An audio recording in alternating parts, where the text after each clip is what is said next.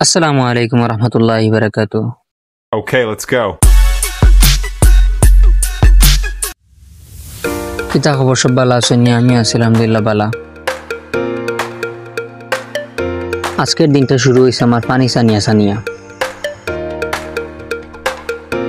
বন্যা মানুষকে শিখিয়ে দেয় যে আমরা প্রকৃতির কাছে কতটা অসহায়, আর একে অবহেলা করলে প্রতিশোধ কতটা ভয়ঙ্কর হতে পারে। বন্যা শুধুমাত্র একটি প্রাকৃতিক দুর্যোগ নয়, এটি হাজারো মানুষের কান্না ও আর্তনাদ, ক্ষতি আর বেঁচে থাকার লড়াইয়ের নাম।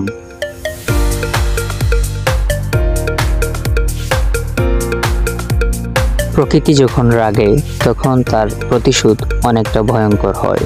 নদীর বুক ফেটে যখন পানি শহর কিংবা গ্রামে ঢুকে পড়ে, ঠিক তখন মানুষ বুঝতে শিখে প্রকৃতিকে অবহেলা করা কতটা বড় অপরাধ। প্রাকৃতিক দুর্যোগকে অবহেলা নয়, বরং সচেতনতা, প্রস্তুতি এবং দোয়ার মাধ্যমেই মোকাবেলা করা বুদ্ধিমানের কাজ।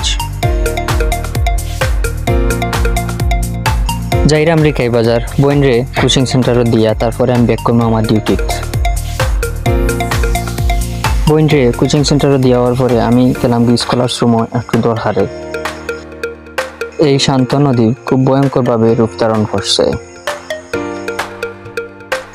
স্কলার্স রুমের ঠিক খান্দাতু এই নদীটা অবস্থিত। দূরতনে আবার ব্রিজও দেখা যায়। স্কুলের কাম শেষ করিয়া এখন আমার ডিউটি যাওয়ার পালা। इस सड़क बहुत रिक्सी है भैया, अब जो लोग इधर आते जाते रहते हो बहुत केयरफुली आते जाते रहना। चारों तरफ पानी और पानी है भैया। देखते देखते आइलाम আমি আমার কর্মস্থল।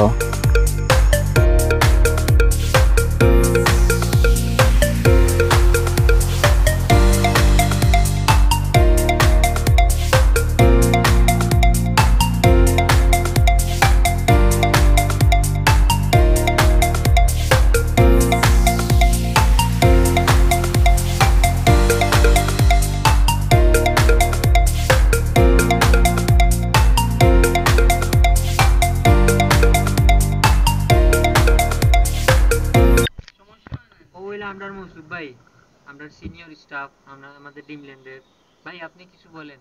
না ভাই, এটা কইতাম কেন ভাই, বন্যা নিয়ে কিছু বলেন।